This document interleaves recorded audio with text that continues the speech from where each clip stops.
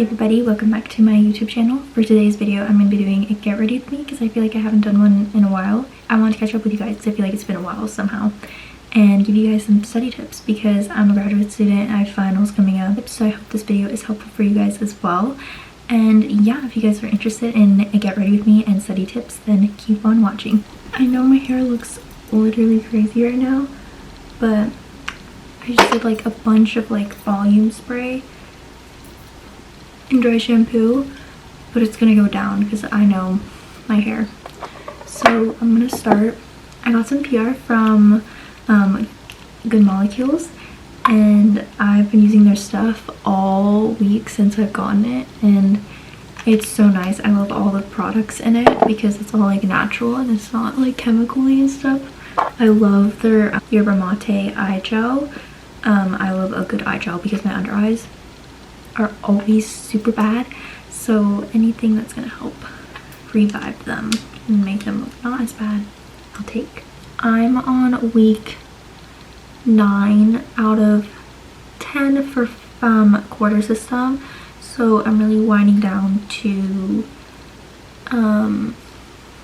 like finals and exams and papers and presentations and stuff, so I thought it'd be a good idea to like go over my routine. Good Molecules moisturizer. So a little bit of background: I am in graduate school. I'm getting my master's in counseling psychology, and so I feel like I have a lot of like experience in school and like test taking and like figuring out what's worked for me and what hasn't really worked for me.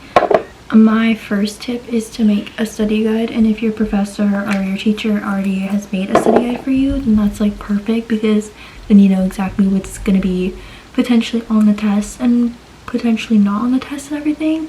So that's my first step. What I usually do is I take the study guide terms, put them in a separate doc, and then I go through all of my notes as well as the textbook and put in any relevant information, like anything. Sometimes my terms for each one can be anywhere between like half a page to a page just for one term, because I'm putting in every single information I can find on that thing.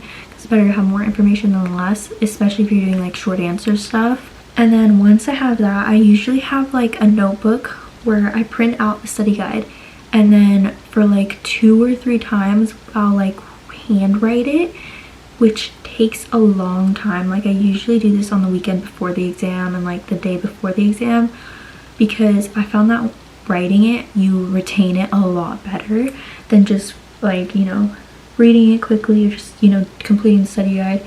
This is like another step to like really fully ingrain it in your head, especially if you do it like, usually I do it 2 to 3 times, 2 times minimum, 3 times if I have like that extra time.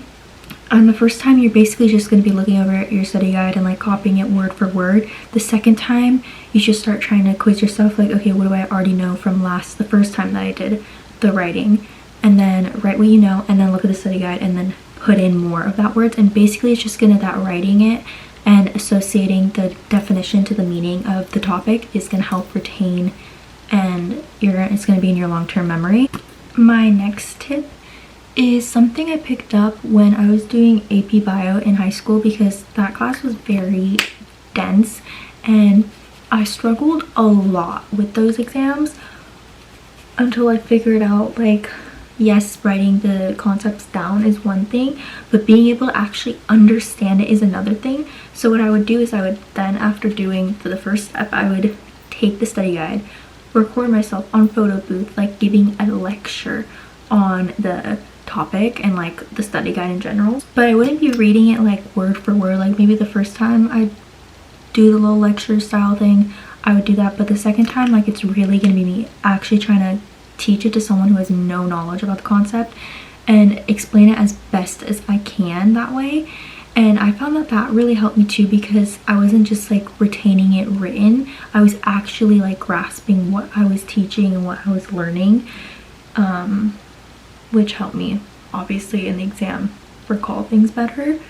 And these are things that I've been using for a really long time, and in grad school we don't do that many exams, but when we do, these are things that I do use.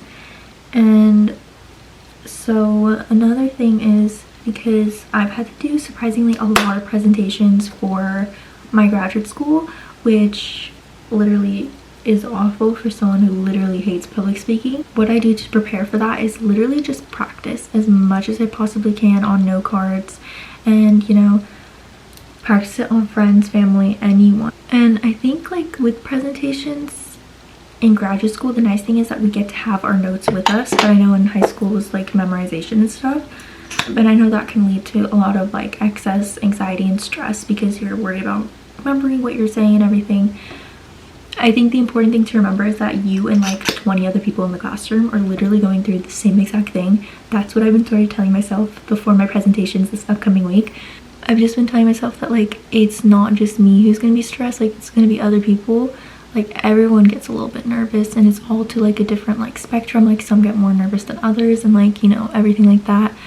And one thing to remember is that if you do mess up, no one's gonna remember, and like no one's gonna even care, because they're gonna be worried about their presentation. And if the presentation's over, like they have the understanding that like if you do mess up, that's totally fine. Like, you know, they're not like some strict person who's just observing you and judging you.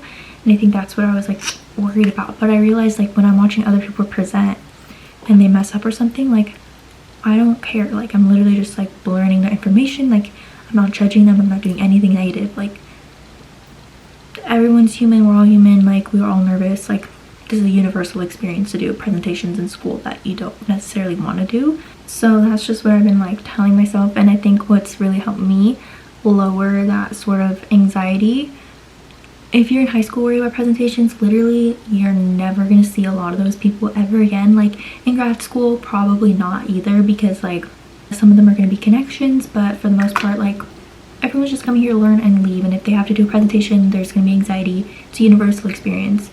That's what I've been doing to like calm myself down going into finals week with my 3 presentations. And this is the finished look for dinner before I really hunker down and cram for finals week coming up, and then the week after summer school starts. So it's gonna be a busy summer for me.